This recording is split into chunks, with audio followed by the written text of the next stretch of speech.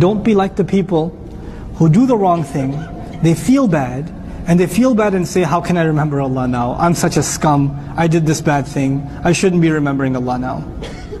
Who am I to remember Allah? What dirty tongue of mine is going to say Allah's name? Forget that. That's shaitan. That's shaitan. What is a good time to make dua, somebody asked me. What is a good time to remember Allah? I tell you, there is no such thing as a bad time to remember Allah. There's no such thing as a bad time to remember Allah.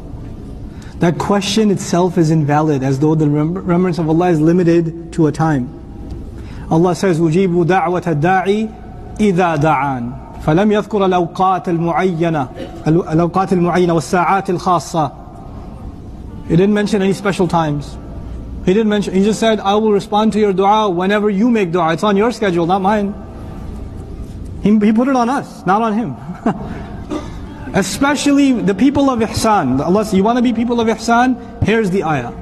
Am I a Muslim? Am I a mu'min? Am I a muhsin? How do I become from the people of ihsan? When you do something wrong, there is no gap between you doing something wrong and immediately remembering Allah and asking for forgiveness. This is not an open license. Ayyuhal aghbiya, those of you that are idiots by social construct, you've been conditioned into being morons. Allah says I should sin. And then I'll say sorry. No. You will sin, it will happen, but not on purpose. You don't go out there to sin. It will happen, you'll make a mistake, and when it does, then you turn to Allah. And then you ask for forgiveness immediately. وَمَنْ يَغْفِرُ الذُّنُوبَ إِلَّا اللَّهِ.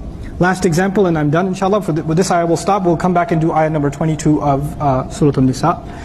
But as I leave you with this one, I saw a child one time in Saudi. I could not have seen that here. I don't think that's possible here. But in Saudi there was a child who was crying, and his mother was really mad at him in the mall in Riyadh. This many years ago when I was a kid. And mama's having a field day with him. Bam, bam. I mean, his bottom must have been red. Whew. But this kid is hugging his mother, and he ain't letting go for life. And he's going, mama, mama. He started like a mule at this point. When the kids cry a long time, they start sounding like a mule. So he was at the mule phase. It starts, and then it goes, and after a while, about 20 minutes in, it's the screaming banshee situation. So he's at that screaming banshee state, and he's holding on to his mother, and the mother's beating him. She's pounding his bottom. And what does he go run off to someone else? No. He says, mama. She's really mad at me. Where am I going to go though? If I leave her, we're in the middle of a mall. The only one I can turn to is my mother. She's my only shelter. When you and I do wrong, of course we made Allah angry. Of course we made Him angry. But where are you going to go? Where are you going to go? That child at least has a father, has a brother, somebody you might have. A believer knows there's nowhere to go. A child might hide behind the father, and the father says, no, take it easy on him. Let me take care of it. Right? But with a believer, we know Allah is Al-Qahhar, the undeniable. Where are you going to go? You can't hide from Him. You can't hide from Him. مَا يَخْفَى عَلَى اللَّهِ مِنْ شَيْءٍ. Nothing is hidden from Allah.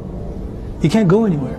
So when you do something shameful, obviously it's embarrassing. You don't want to face people. You don't want anybody to know what you did. But you better know, Allah was watching the entire time. He was there. He was a witness to your shameful act. He was part of that incident. He was there. And so you immediately recognize you're here. Imagine just in the scene sense, you're doing something disgusting on your computer and your mother walks into the room. How embarrassed do you feel? How humiliated? How disgusted with yourself? How could I be doing this? If you really lost it, you'll yell at your mother. That means you're gone. You're not even a human anymore. But if you have any ounce of decency left in you, you'll be so humiliated, so embarrassed that your mother saw you in this state. Now for a believer, for the time he was sinning, he forgot that Allah is watching him. His iman wasn't there. That's why the Prophet says, لا يزني الزاني حين يزني وهو مؤمن ولا يسرق السارق حين يسرق وهو مؤمن. ولا يشرب الخمر حين يشرب وهو مؤمن. The guy who drinks alcohol is not actually in a state of faith when he's drinking alcohol. At that time he forgets that he believes in Allah. The guy who's doing zina is not actually believing in Allah at that time. At that time he forgets that he's a Muslim. He lets his animal self take over. Then the Muslim self comes back. Well, when you have a slip up and you forget Allah, you can't forget for that long. You'll remember Allah immediately, and immediately you come back to your state of iman and you realize, Ya Allah, I'm so embarrassed. How can I have forgotten? How could I have slipped up? And if you can do that, then Allah is proud of you. If you can do that after sin, then you're from the people of ihsan. Congratulations. Subhanallah. This is one of my favorite passages in the Quran, because before it ends, it mentions sin. And before it begins, Allah mentions Jannah, and after it ends, Allah mentions Jannah. It's two times Allah describes Jannah, and in between Allah describes the people of taqwa. And for people of taqwa, He describes they control their anger, they forgive people, remember that? They spend when it's easy and difficult, and they sin and ask Allah for forgiveness immediately. They're human, they're not angels. They're not angels. But if you and I can do that, then we have a hope with Allah Azza wa Jal that He will forgive our mistakes.